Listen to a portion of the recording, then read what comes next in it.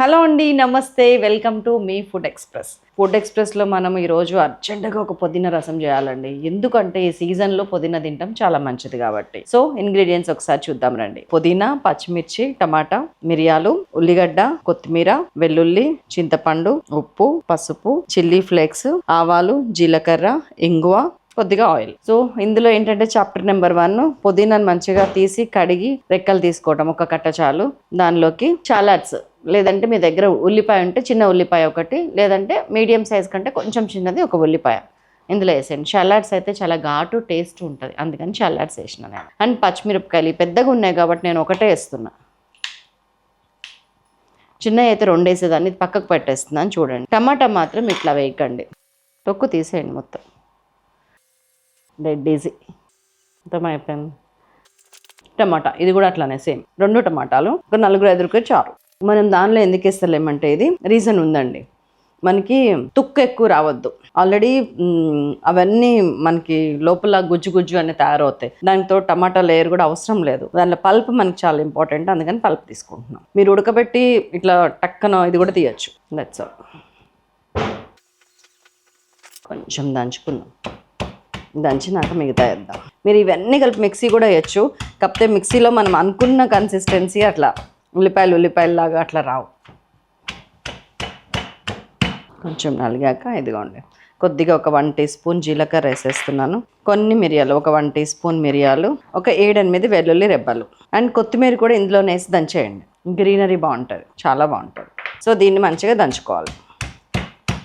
మనమేమో ఆయిల్ వేసుకొని ఈలోపు ఇది రెడీ చేసుకుందాం. మెత్తగా వద్దు ప్రమిళ, కొంచెమే పచ్చపచ్చగానే ఉండని. ఆయిల్ కాగింది, ఇదిగోండి 1 టీ స్పూన్ ఆవాలు, 1 టీ స్పూన్ జీలకర్ర పోపుకి వేసేస్తున్నాం. అది వేగి చిటపట్లాడిన తర్వాత అప్పుడు వేయండి చిల్లీ ఫ్లేక్స్, ఎందుకంటే చిల్లీ ఫ్లేక్స్ మాడకూడదు అసలు. మంచిగా ఇంగువ కొంచెం, చిల్లీ ఫ్లేక్స్ ఒక 1.5 టీ స్పూన్. ఇది వేయగానే రెడీగా పెట్టుకోండి. ప్రమిళ బలం అదిగా నా ముద్ద గుమగుమనం. దీన్ని ఇలాగే పచ్చడి, కొంచెం చింతపండు పులుసేసి పచ్చడి తినచ్చు మనం. పోపేసేసినాం, అన్నీ ఉన్నాయి అందులో. చింతపండు పచ్చడి, పుదీనా పచ్చడి, ఇదొక వెరైటీ ఉంది.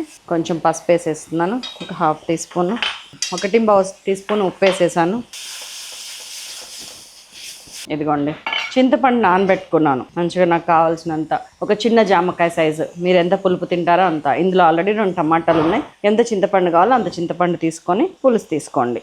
నేను ఇది ఉంచేసా, ఇది తీసుకున్నా.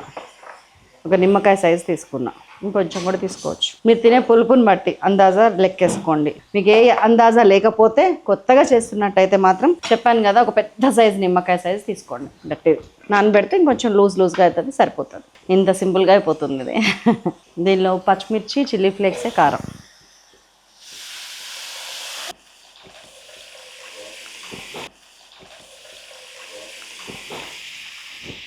దీనిలో బెల్లం వేసుకుంటారా వేయరా మీ టేస్ట్, కారం వేసుకుంటారా వేయరా మీ టేస్ట్. నాదైతే ఈ టేస్ట్. ఇదిగోండి ఇట్లా అసలు ఇది కలిపితే అన్నంలో ఉంటుందండి. ఒకసారి ఉప్పు చూడండి, పులుపు చూడండి, దాన్ని బట్టి. నాకు అన్నీ సరిపోయాయి. ఆ ఉల్లిగడ్డలో ఉన్న తీపి వచ్చింది, కొంచెం ఘాటు కొంచెం తీపి, అన్నీ సరిపోయాయి. పర్ఫెక్ట్ ఉంది. ఇంకేం చేయకండి, మసాలానివ్వండి. కొత్తిమీరతో సహా అన్నీ వేసేసినామండి. పచ్చిమిరపకాయ మనం వేయాల్సింది ఏం మిగల. మసాలానివ్వండి.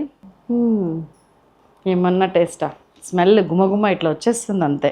అర్జెంటుగా అన్నం వేసుకొని తినేయాలా, కుమ్మేయాలా అన్నంత ఫీలింగ్ వస్తుంది. చలో కట్టేస్తున్నా. కట్టేసి దట్స్ ఆల్ అండి. ఇంత సింపుల్ పుదీనా చారు ఇంత టేస్టీగా ఎలా చేయగలిగారని మీ ఫ్రెండ్స్ అందరూ మిమ్మల్ని అడగాలంటే అర్జెంటుగా చేసి టేస్ట్ చూపించండి. మీ కామెంట్స్ని పెట్టడం మర్చిపోకండి. పూర్తి వీడియో, ఫుల్ లెంగ్త్ వీడియో మన సైలాస్ కిచెన్లో కూడా ఉంది, చూడండి. బాయ్.